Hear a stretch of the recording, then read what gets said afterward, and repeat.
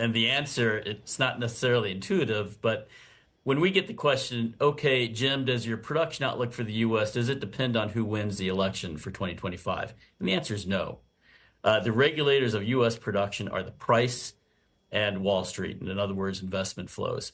The U.S. president really doesn't have much influence over how much oil is produced in the short term. Now, what's interesting, though, is the U.S. president actually has more influence about flows outside of the United States because of sanctions on Russia, Iran, and Venezuela. So that is where the winner of next week's election could have an impact shortly, depending on who it is, because sanctions and flows on Russia, sanctions and flows on Iran, that could change depending on who wins.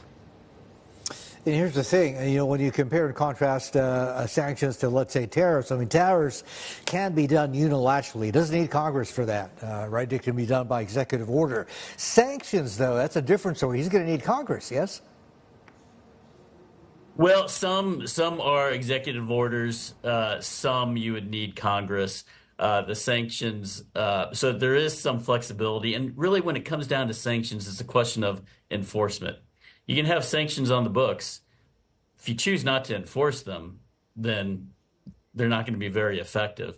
So that's another aspect of it, is what's the level of enforcement going to be? One could say that the Biden administration has not, let's just say, strongly enforced the sanctions against Iran at this point in time. If Donald Trump wins the presidency, perhaps it could be a different story. So it really comes down to how vigorous the enforcement of sanctions are.